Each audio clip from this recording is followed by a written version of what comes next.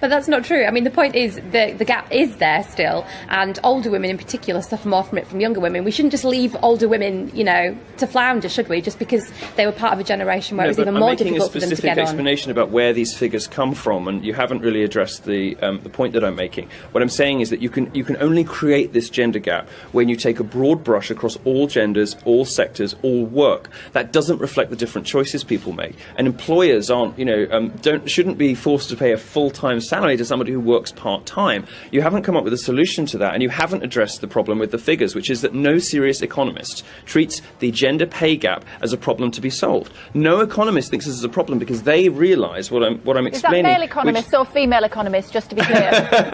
You should know by now that when Milo laughs, it's game over for you stupid feminist bitches. Well, I mean, where I get most of my figures on this from is from a feminist female academic, Christina Hoff Sommers, at the American Enterprise Institute in the US. Fuck her right in the pussy! Confirmed kill. So, you know... The following clip shows a feminist, debating that women are as good as men at playing chess. Can she stump the Milo, or will she be sent back to the cotton fields with shame? Let's find out. It's almost victim blaming in a way to suggest that the reason why there's an overrepresentation of a particular kind of person is because the other kind of person just isn't quite up to it. Like, it's ridiculous. If that was the case, you know, I mean, we don't live in a meritocracy. So it's nice to have this sort of vague, waffly, sort of everyone has varied interests. What the science suggests is that, for example, when it comes to IQ is distributed differently between the sexes. Now, IQ gets a really bad rap because it's not a great indicator of some things. It's said to be sexist, it's said to be biased towards white people, whatever. The point is that it tests, in this case, it tests all of the skills that make you good at chess really well. It's about puzzles, it's about games, exactly the skills that make you good at chess, make you good at IQ. Now, the way that IQ is distributed differently in the sexes is that women tend to cluster around the mean. Women are more likely to have an IQ that is somewhere near the average, whereas men go right to the top or right to the bottom more often, which is why you get great genius male artists and philosophers, but it's also why men fill the prisons, because men seem to occupy more of the ends of the IQ scale. And now IQ is pretty much the best measure we have to predict whether somebody will be good at chess. And what it proves, and what it also proves, is that men and women can talk forever. It's been a pleasure talking to you both. We're going to leave it there. Thank goodness we're all different. Yes, indeed. Thanks. Bye. Can you tell who lost the debate?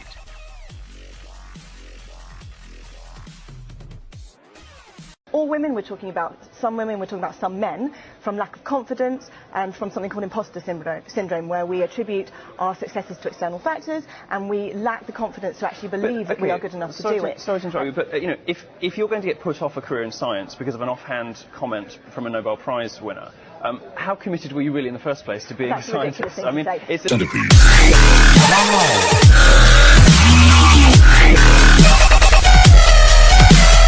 This is based on an assumption that there ought to be some kind of gender parity. My suggestion is that there isn't. We don't complain when women dominate subjects like nursing. We shouldn't complain when men dominate subjects like physics. We're going to have to leave it there. We could chat for another hour on this. Milo, Doctor, thank you both very much indeed for joining us here on Sky News. We'll continue this.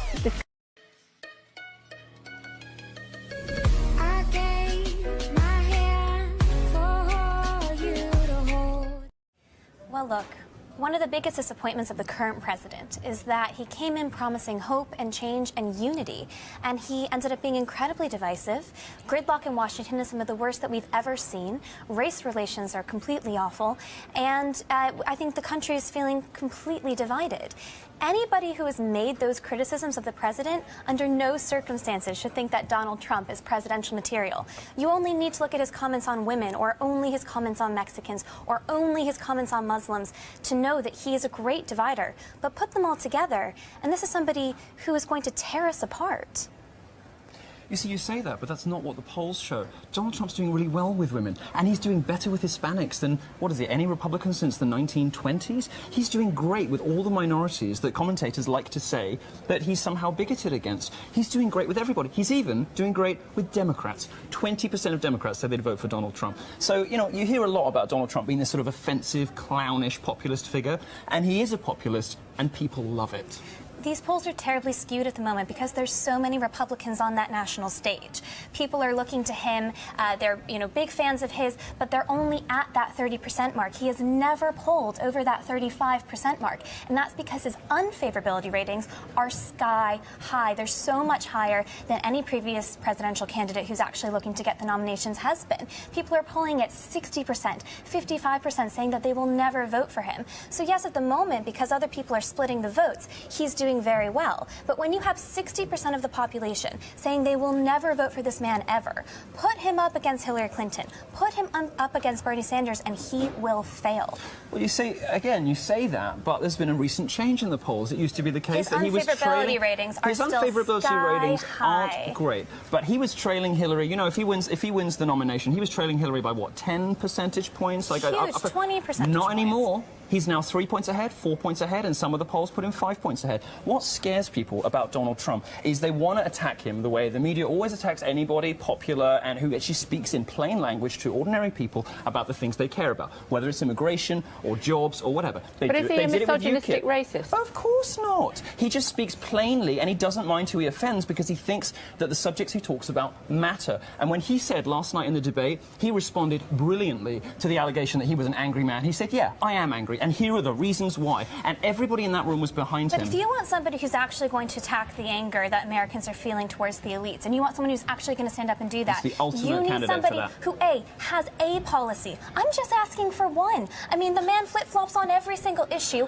All he says is, I'm going to make America great again. He's totally consistent on immigration. And by the way, saying that millions of people, regardless of who they are individually, cannot come into your country is not an immigration policy, it's also not constitutional. As Rand Paul has pointed out many times, so much of what he proposes... People agree with him. And, people do not agree with overthrowing the Constitution in America. I promise you that. Donald Trump was saying, let's look at whether we should have a temporary halt on Muslim immigration before Cologne. Now Cologne has happened, the whole game has changed. I don't think Americans are watching Germany and they're thinking, oh my goodness, we do not want this in America. I don't think and that Americans have become racist Don't do pointy fingers. The only Republican candidate who was saying this was Trump. Trump has been right about immigration, over and over and over again, and he's been ahead of everybody else doing it. There are deeply conservative candidates like Senator Ted Cruz who are very skeptical of immigration and who have come down hard, who have even said, I want to build a wall with Mexico. Now, I don't particularly... Well, he said it after Trump. I don't particularly want to subscribe to that, but there are other candidates out there who are offering these ideas to and voters. And they're polling at 2-3%. Ted Cruz is about to beat him in Iowa. You know what? There are other candidates... No. I think the bigger point here is that I am completely understanding of Americans who are frustrated and skeptical of the current system now. What I don't understand is how, when you have other options, you could possibly say that somebody who has been so sexist and so rude against other ethnicities... And women don't agree with you. Hispanics don't agree with you. Most of Blacks them do. don't agree with you. They don't. Massive generalisation, surely. No, it's based on poll numbers.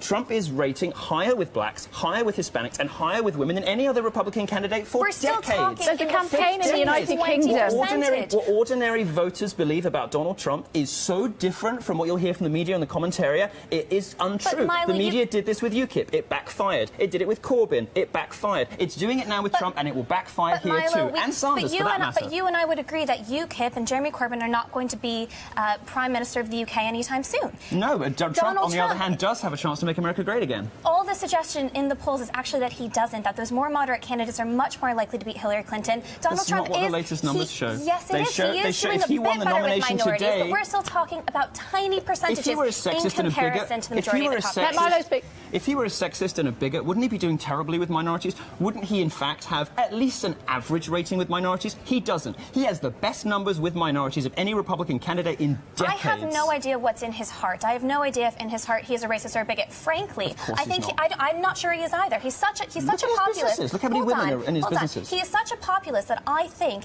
if Americans were skeptical of young white women coming into the country, he would go on TV and say that we should ban them. He is such a populist. All he is doing is trying to feed in to what he thinks is going to make him a winner and get him votes, which is why we've seen him flip-flop on every single issue. He's been willing to say anything. I think people are feeding into him to some extent because they like that he isn't PC, they like that he's an alternative to the establishment, but a man who had the opportunity to actually talk about the serious issues, ran with fear and emotion, and has made outrageous and hurtful and wrong comments. He's lied on air. You see, where we about differ crime is rates. I don't care about feelings. I don't care Do you about care about offence facts? taking. I I do do care about the facts. Do you care about lying about the number I don't of people? care about offence taking. I don't care about feelings. You say, oh, he's so offensive, he's so bigoted, he says the awful things about women. American voters don't care either. They agree with him and they agree with me. I care about facts and I care about the Constitution and I care about upholding the rule of law. And Donald Trump threatens all of those things. And his idea, especially with Barack Obama making this executive action on gun control, this precedent has now been set that if Donald Trump comes in, he's going to be able to use executive action to make some very dangerous But Trump decisions. is saying he wants to repeal the unlawful things that Obama has done.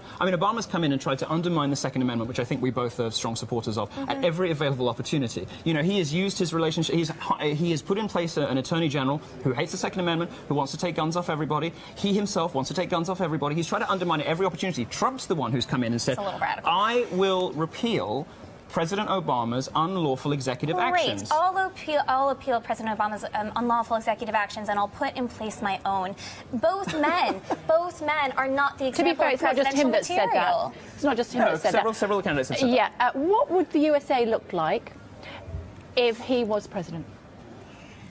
Well, luckily we have a system that has a lot of checks and balances. I think it would actually be very difficult for President Trump to put into place a lot of the things that he proposes. But given the fact that the past 8 years have been defined by gridlock, the economy remains relatively stagnant, I think you would see so much more of that. Look at President Reagan. He was a B-list Hollywood actor, but the reason that he became such a great uniter and such a great politician is because he took the time to read and to create policies. But Trump is a Reaganite candidate. He is so far from it. This is a man who does not have policy, and if he were to be elected, America would be lost. I don't think it would be in complete and utter destruction on day one, but it would be deeply lost, and we need real leadership. We've had 8 years without it. Hypothetically, we could find... Hello.